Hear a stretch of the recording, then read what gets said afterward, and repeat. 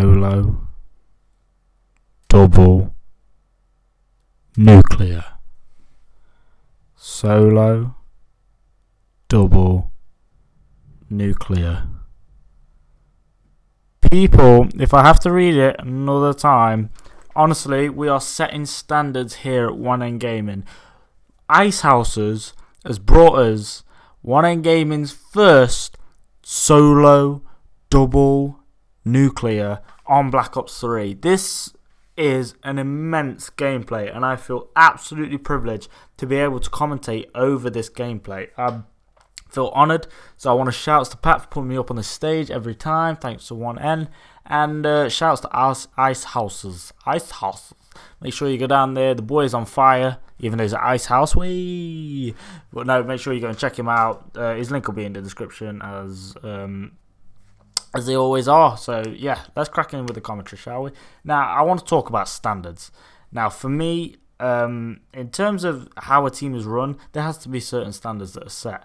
You know, for pub stomping, somebody can't like submit a gameplay where it's like, a 40+ kill gameplay. Like that's nothing. Do you know what I mean? I can get one of those, but there's certain guidelines and there's certain rules that are enforced by teams, and they are universal rules as well. So these rules are carried out across all the community, and it goes without saying that if you break one of these rules, there will be consequences for that.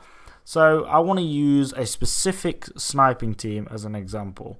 Now, this sniping team has a ridiculous amount of subscribers considering the content that they put out, but they have 13 members on their roster, all that have been exposed for clips, that have been exposed for faking them and whatnot. Yet 12 of those members remain on that team. And some of them, prior to even joining the team, have been exposed multiple times. Now, for me, I think that's ridiculous. And it's funny because the people that run these teams are not only weak, but they bring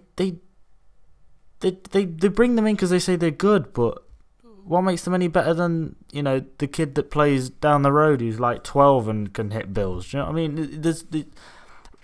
He has a name. That's the only difference, and the reason he has a name is because he's controversially faking clips.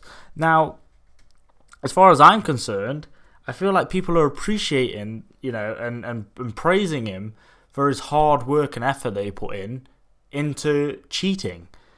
So for me, the leaders of these huge teams, leaders of Obey and Red in particular, Scarce, and leaders of these high teams they're slacking. They're not putting in the effort. Here at 1N we have 7,500 subscribers, yet nobody breaks the guidelines in this team. This is why we have more of a family bond, because things that are, say for instance, unreachable, or things that you don't think would happen, like a quad DNA or something like that, somebody goes out there and legitly gets it. And it's them moments where that person can actually take the appreciation for the hard work that they've put in, and everybody's supportive by it, and nobody's calling them out, and nobody's trying to tread on them. Everybody's behind that movement, and it's legit. And it passes through the leader, and he checks the clip and everything, and they make sure everyone's gameplays are legit and stuff. And that's time and effort. But these teams are very behind and slacking with the content that they put up. And I'm starting to get kind of enraged by the whole idea of YouTube, because it genuinely whittles down to not the hard work and effort that you put in that these people keep talking about, but it's more who you know, and how early on you could build a name for yourself. Do you know what I mean? Some people have earned their name, but a lot of people, have earned their name and then abused it. And it's this 1N is here because Pat has pushed it. Pat has pushed it. If Pat didn't push this, there'd be no one end. You know what I mean? So he deserves 7,500 subscribers, but he also deserves 75,000 subscribers or 750,000. Whereas, you know, say for instance, I'm use this as an example, but you know, FaZe Agony, who then got kicked from FaZe and started Obey, and now Obey are at, you know, God knows, you know, $750,000 or whatever ridiculous, but there's members on that team that are faking clips constantly and stuff, and so the team not only are not putting the effort in, but when the clip's getting past the leaders, they might already know it's fake, and they'll just be like, oh yeah, but we'll stick it in the team's hard anyway, it'll look sick. Nobody's putting in effort in the sniping community, and that is the reason why it's going downhill. It's not because of the game. You know, for me personally, I've enjoyed Advanced Warfare, I've enjoyed Ghosts, and I don't see what the big issues were with those games, to be perfectly honest with you.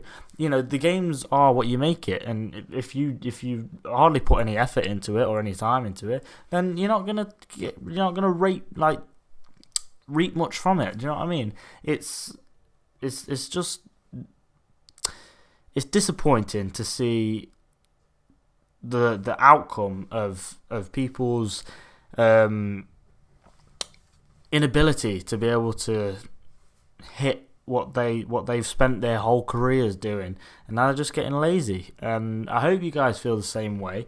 If you do, drop a like. If you enjoyed the gameplay, if you enjoy the gameplay, drop a like. And shouts Icehousers all the time.